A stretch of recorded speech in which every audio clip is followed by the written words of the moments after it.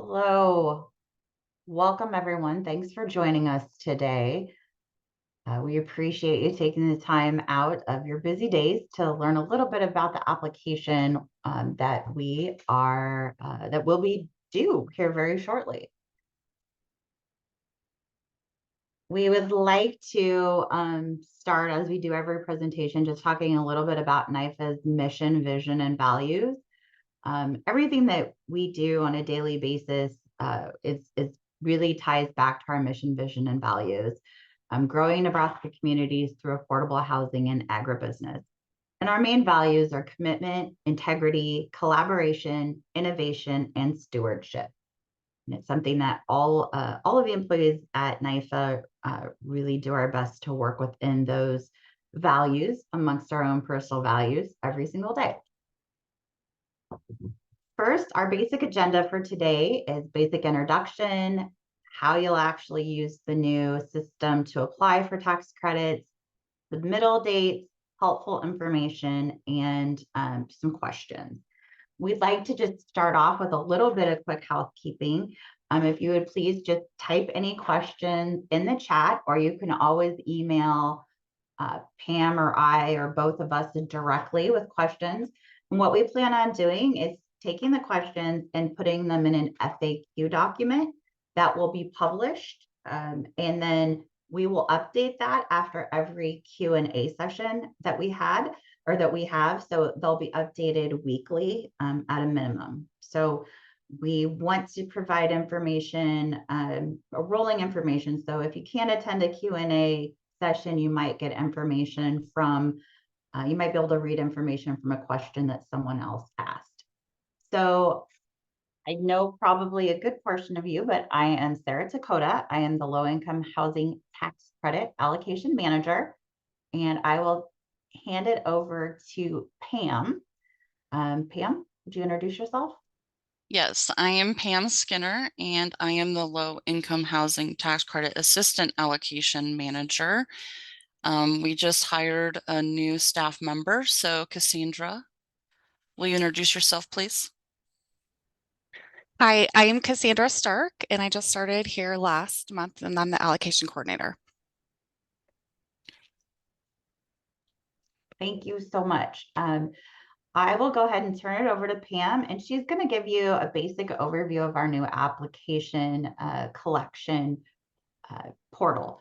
It is very intuitive, web-based, and we're hoping that you see it as an improvement. We're constantly making tweaks and improvements on our end as well. So it's an exciting new thing for us where we do have the ability to make some changes and makes things a little bit easier or streamline things as much as possible. But Pam, if you'd like to go ahead and share.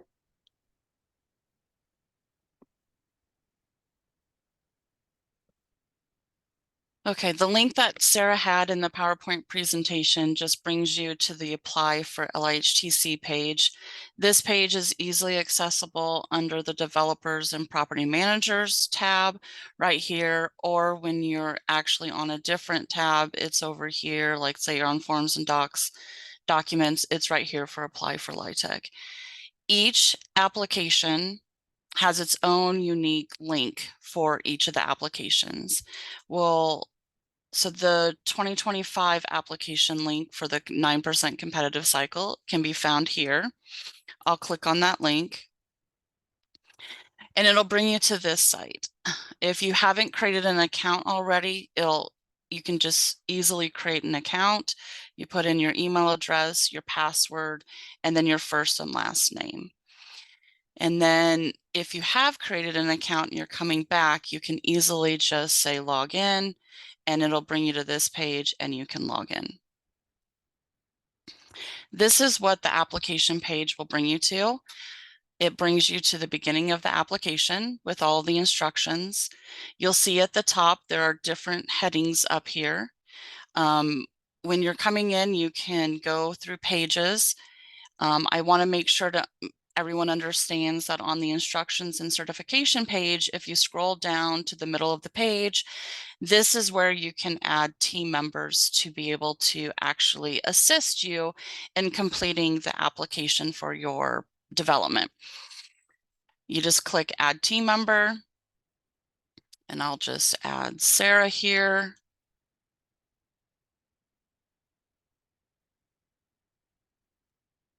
And this is one of the things we were most excited about, because we know that there's more than one person that's working on those teams. So it's we're very excited about that. Yes, so hopefully, I know some people have reached out, and we assisted in making sure this was functioning, and we've been testing it. But if there's ever a hiccup, there's this little bubble here that you can pick it up, and you can type a message and ask a question, and they should try to help you. They should be able to help you. If you can't get questions answered there, just reach out to Sarah and I, and we will assist you. Once you've added your team member, though, make sure to send this invite to them and click the OK. So then they will get an email inviting them to the application to complete it. And you can continue to scroll down, and you can go from page to page by hitting the next button. I do want to iterate, you can click on any of these top headings without going down and clicking next. So I'm going to click to the NDED funding page. I wanted to make sure everyone is aware that sometimes you'll get questions that will ask you, like this one says, are you applying for NDED home, CDBG, DR, HTF funds, and LIHTC? If you click yes, there will be a drop down that will then trigger other questions, and actually this one will add another tab as well that says the NDED applicant information, which is what you, if you're applying, you will want that, because that is the page that has all of the exhibits for NDED. So then this page will show up. However, if you had selected no back there, this page would not be available at the top because you are not needing those. So if you select no, you can see the NDED page is gone. This will happen throughout the application on different questions. Some questions, if you answer yes, will then populate more questions to be answered. I do want to show another page, the development team page.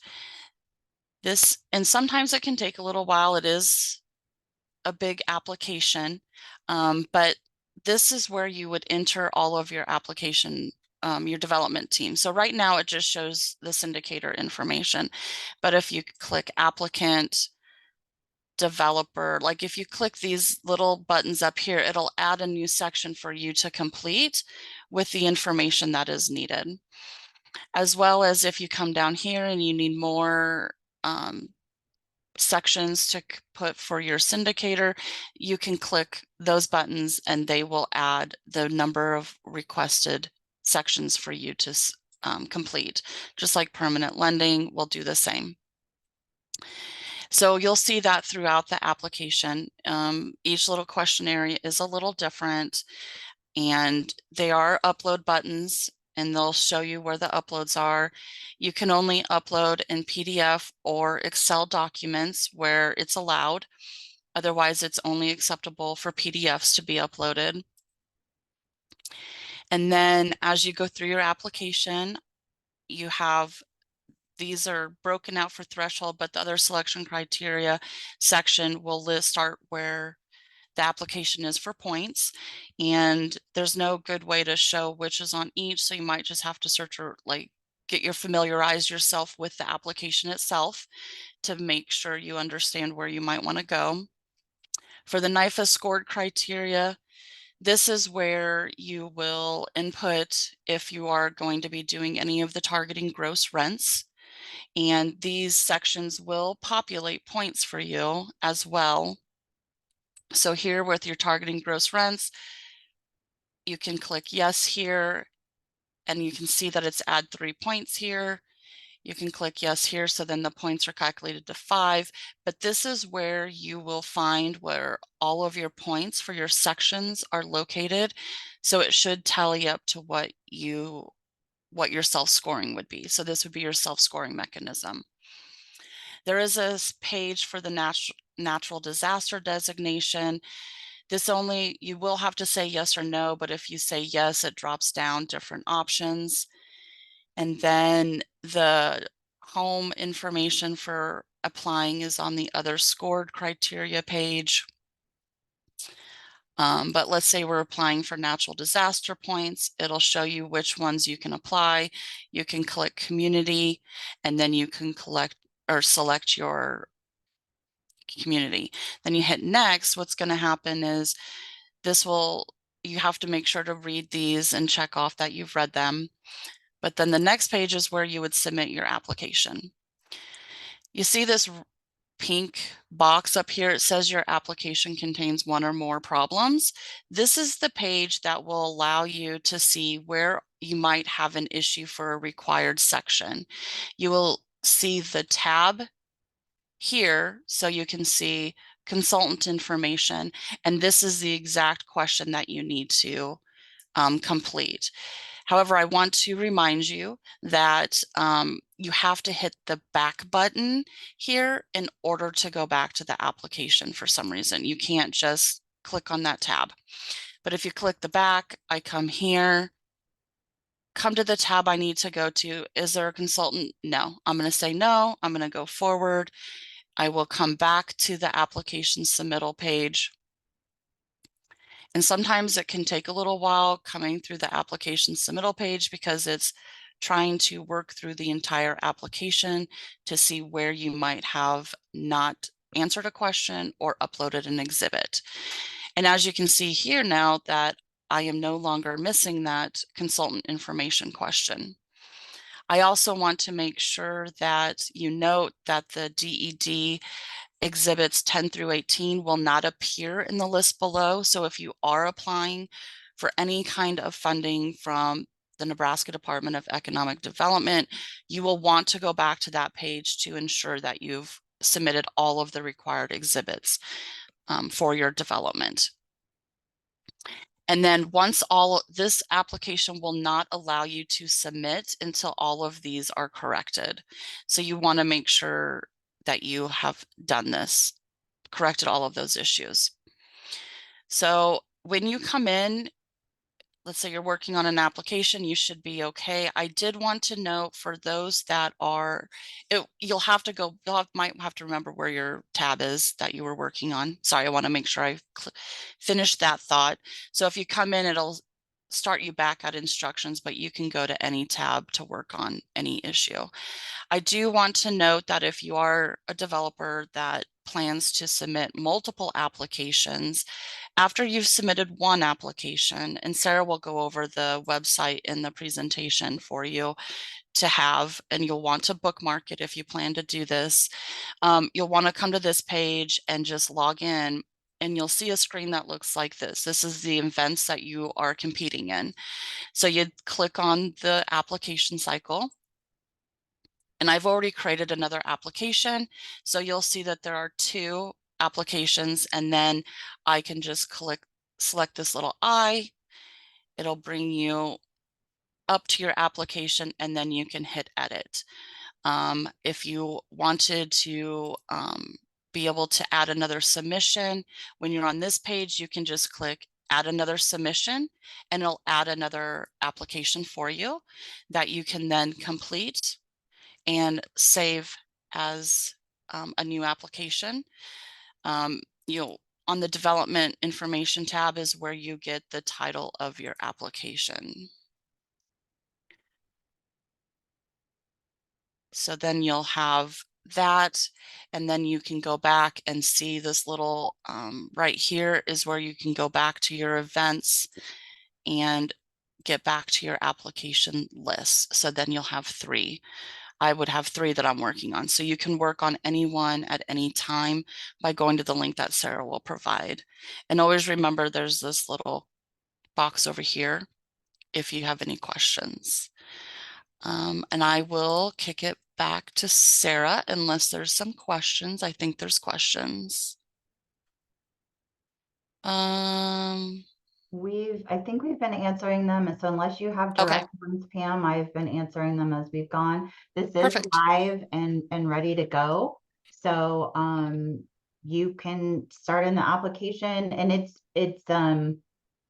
been linked in the application spot. So you should be able to start right away. We do, yes, Carly, there is a way you will get notification of your submission this time, which is nice. I know in our prior system you'd submit it and you would have no idea if it actually went through, and you'd ask us to send an email. This will send you an email that verifies that that it has been shared. So Yes, and I can, let's see, where is that? I can show you I don't know, there it is. I'm going to share one more time, Sarah, sorry. So anyone that you invite to the application, they will get an email that shows them that they have been invited, and to accept and to begin to begin editing, they just click on this. Can you see my screen? It's not bubbled. Okay. There wasn't a red line around it. So they'll get this email letting them know that they've been invited to edit an application. So, okay, I will pass it back to Sarah. And if we don't get your question answered right now, we will definitely answer this in the FAQ and let you know when it's posted and available online. Connor, yes, we don't want huge long names for exhibits, but Sarah's going to go into that here in just a little bit in her presentation. If you have, Janelle Stormberg, you have a question about application fees, they're due in the NIFA's office. You have a variety of ways of paying for the fees. You can send a check, you can send a wire, and you can do an ACH. So if you have questions and want specific ways to submit your fees, please reach out to Sarah and I, and we will send you the instructions on how to submit which form you are going to be using. It's in one. You're welcome. So, okay, Sarah. Okay. So the submittal due dates for the 9% application, their full application is due May 9th. So that means the absolute full application. So everything, all of the exhibits, the threshold items must be submitted. And then what happens is that NIFA staff and NDED staff will take a review of the full application and get you feedback by approximately June 24th. And then you've got a couple of weeks to correct your items, and those threshold deficiency correction items will be due on July 9th with the idea that the conditional reservations will be issued at the August board meeting. So this is the earliest we've done this. This year it was October. We've kind of tried to move it up every year. So this is the date we're trying out this year to see how that works with other funding sources. So some basic hints regarding, oh, I got a little click happy there. Some basic hints regarding the file names and things like that. Again, as I mentioned, or as we've mentioned in the past, is please include the exhibit number in the name of the file.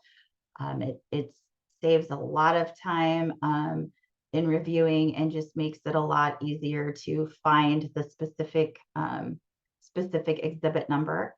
we do ask that you limit your naming conventions to 20 characters, just because if they get too long, it's very challenging. Our different storage systems will not allow for files that are extremely long, and then that takes a lot of time to rename every file, then to be able to download it. Please don't use any special characters, no percent signs, no number signs. Limit your file naming to standard characters. And then use a unique name for every file. Surprisingly, sometimes somehow exhibits are uploaded with the same exhibit number or the same exact name for multiple different places in the application. So just please keep that in mind. Another item to look at would be file requirements. Please do not use cover pages for the exhibits. That takes a lot of time sometimes to load. They're very pretty and they're nice, but please do not do that. As Pam mentioned, the files must be PDF unless it's otherwise outlined. So for example, the exhibit 111 has to be an Excel document, but most others are PDF. And then, as it says, the exhibit 111 must be an Excel file. And then please don't upload zip files. Some general information, if you're new to the application process, or if you just need a refresher, all of our QAP and our application are available in PDF, so you can print them off and look at them. But for specific information on what needs to be included for each exhibit, there are sections of the application that break that down per exhibit. So you can find the 100 level exhibits information regarding what's required for those exhibits on page 17. And then for the other selection criteria, you can find those on page 28 of the 9% application. Another thing that's helpful to know is that we do have our exhibits available as fillable documents, and they can be found at NIFA.org under the developer section and forms and documents. So you could just look for the 24-25 QAP, and if you scroll down, you'll see the fillable documents. And then we always recommend reviewing the requirements detailed in the application. Really, the application has a ton of detailed information indicating what needs to be completed in each specific exhibit number. Also, things to keep in mind: do not alter documents, specifically as including, but really specifically signed third-party documents. If that's already been signed and then it's been changed after the fact, that makes that document no longer valid if it's been edited in any way. We just really want to remind regarding the tax credit increase request, we have this indicated in this application in QAP that in 26 and 27, the 26 and 27 QAP, which actually we're going to be doing the starting that process for preparing for the 26 and 27 QAP here in April. We just would like to remind you that in 26 and 27, we are working on including language to provide an additional possible point for developers who have not had who have not requested a tax credit increase in the past 12 months. So just keep that in mind. We're reminding you, we've had this is something that we've had on our list for the last, I think it's the last 2 QAPs, so for the last 4 years, but our intention is to discuss this and add this in the 26-27 QAP. Many of you, if you're in a metro area, Omaha, Lincoln, you're eligible to use points for areas of high opportunity. And there's a website in the application that will take you to the specific areas of high opportunity. You can put your address in and it'll give you that information for your specific address. And there are, the information has been updated. So please make sure you're using the most current data. Still lagging behind. It's obviously not 2024 data, but it's more up-to-date data available. And then if you're submitting multiple applications, so if you're submitting 2 or 3 applications, as Pam, she kind of showed you earlier, there's a dashboard. And what you will link to is, instead of going to the specific area in your, instead of going to the specific 9% application or the Crane application, you can use this website, https myreviewer.com/login. And this will be included in the presentation that we'll send out to everyone, and it will be available online as well. So we also want to talk about some common challenges or issues with applications where we see people maybe not meeting threshold or things just maybe to focus on.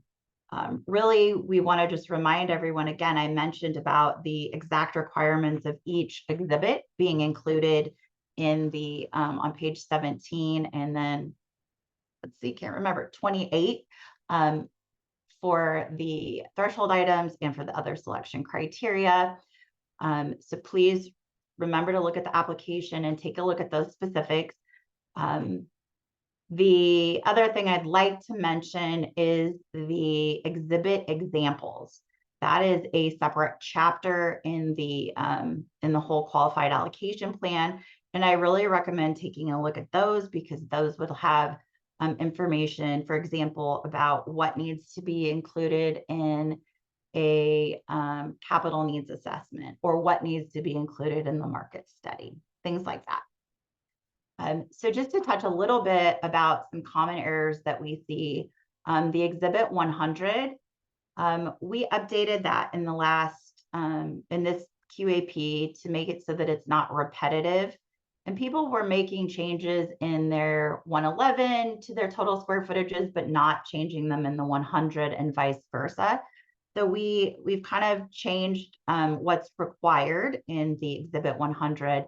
And instead of having the architect put down what you already have entered in the 111, the architect needs to certify to the total square footage box, which is at the bottom of the unit information tab on the Exhibit 111. And then the Exhibit 100, we see issues where oftentimes floor plans are not included. And if they are included, that they're not really clearly labeled, so we can see what is in each of those floor plans. Exhibit 102, which is the Affirmatively Furthering Fair Housing Marketing Plan, we just ask that you use the most up-to-date form. Again, we know that this is not something, unless you are a HUD development as well, that you submit to HUD. But this is just a standard form that we ask you to use to make sure that you have a marketing plan and an education plan for your management team. Exhibit 103, one of the things that is often missed is providing evidence of current ownership. So if you have an offer in, or you have an option to purchase, we do need to see that that option is actually a valid option. So because of that, we need to see have evidence of the current ownership to make sure that that option is indeed with the person that owns the land. And then also, in some cases, an appraisal is necessary. So please make sure you're looking at the Exhibit 103 requirements and including that if it's required. And then in Exhibit 108 and 116, which are the syndicator documents, make sure that the assumptions match what's in your Exhibit 111. there's a statement on the bottom of a lot of the forms, the lending form, or any lending forms and the syndicator forms that state that the syndicator or the lender has reviewed the 111 and that those assumptions match, but we find that they often don't. So that's one of the things to really take a look at it as well. And then in the Exhibit 111, please make sure that you're using whole numbers.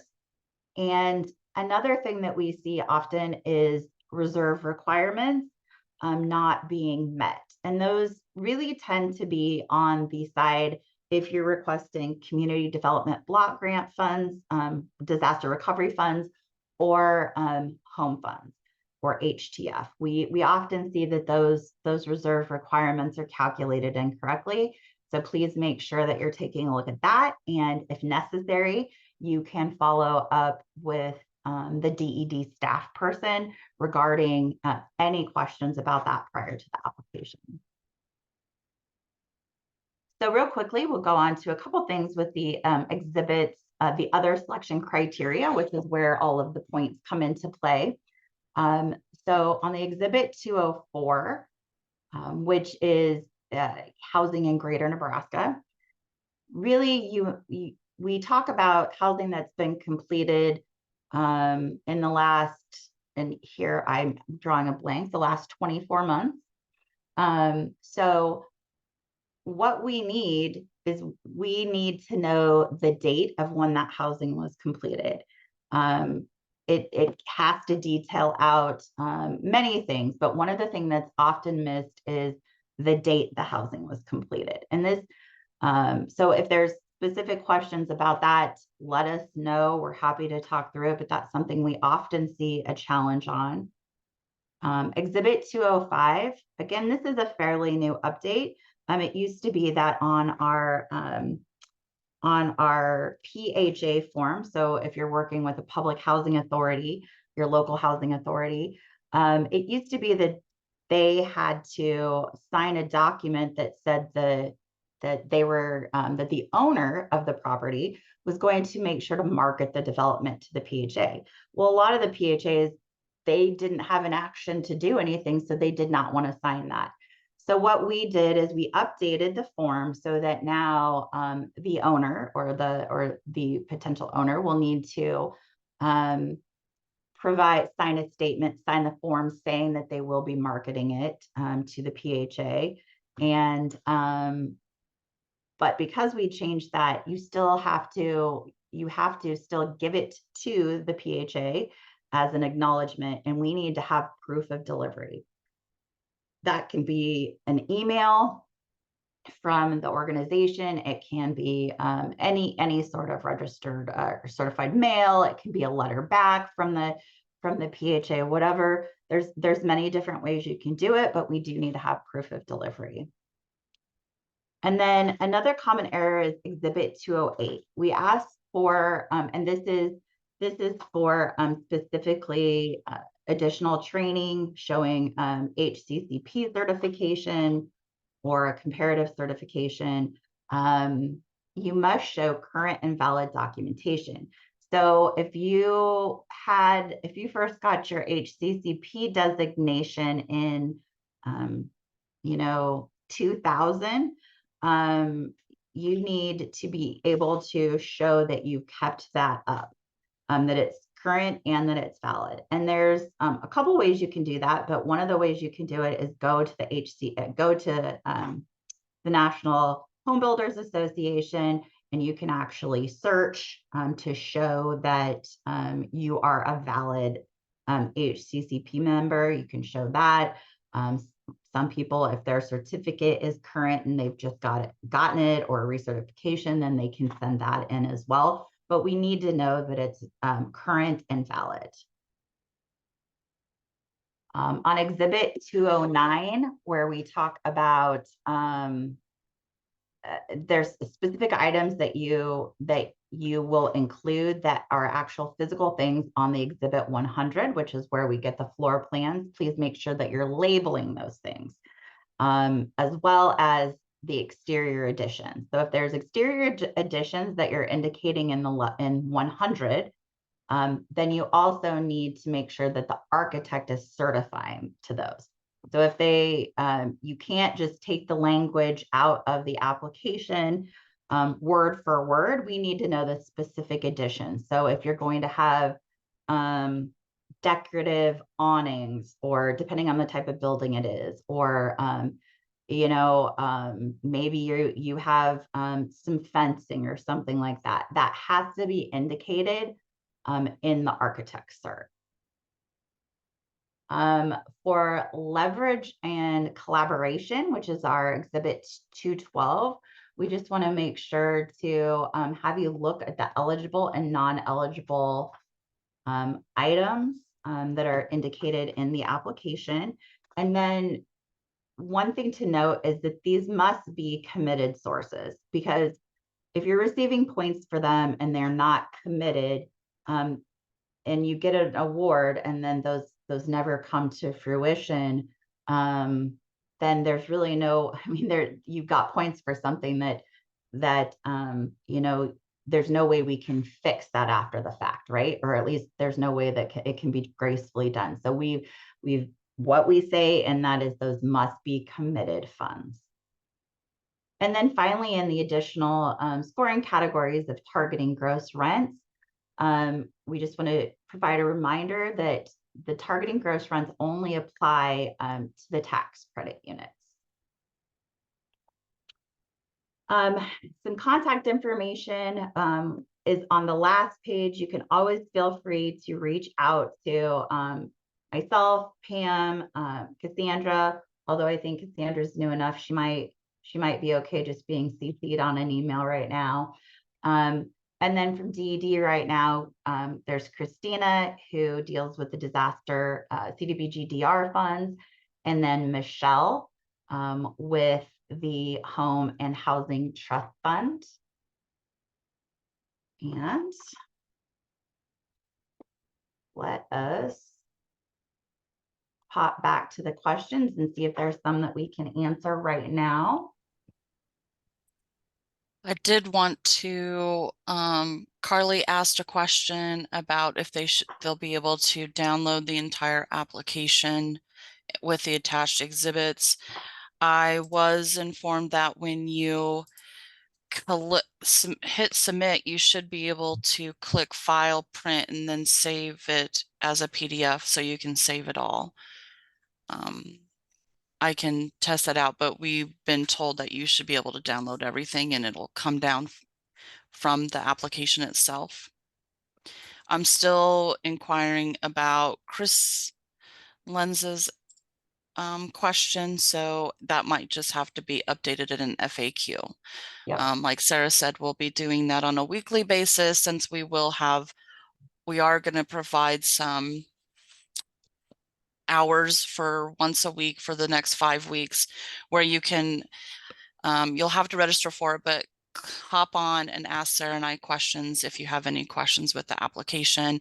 If you don't want to wait until that date, just send us an email and we will see if it's something we can do and get you an answer for, or if we needed to contact our contact with reviewer. And I know Pam showed it in the when she did the reviewer example, but in the bottom right hand corner, there is a spot where you can ask questions. So instead of having to rely on us, if you forget a password or there's a technical issue, there's actually support there that can walk you through issues that are specific to the software. So we're hoping that items can be fixed a little bit quicker and things like that, so you're not waiting on staff if there's ever an issue. Again, we really want to thank everyone for attending today, and you should have received in the email you received regarding this event, it did provide registration for the Q&A sessions that Pam mentioned. So we look forward to everyone attending those. And again, please look for this. This recording will be on our website, as well as the FAQ. So if you're not able to attend a Q&A, you'll still have information based on the questions in the application or that we receive at each Q&A. Thank you, everyone. We appreciate your time. And please feel free to reach out. At the close of this, we will send out a copy of the PowerPoint presentation to everyone who registered. So you'll get a copy of that to have that information in front of you as well. Thank you. Thanks.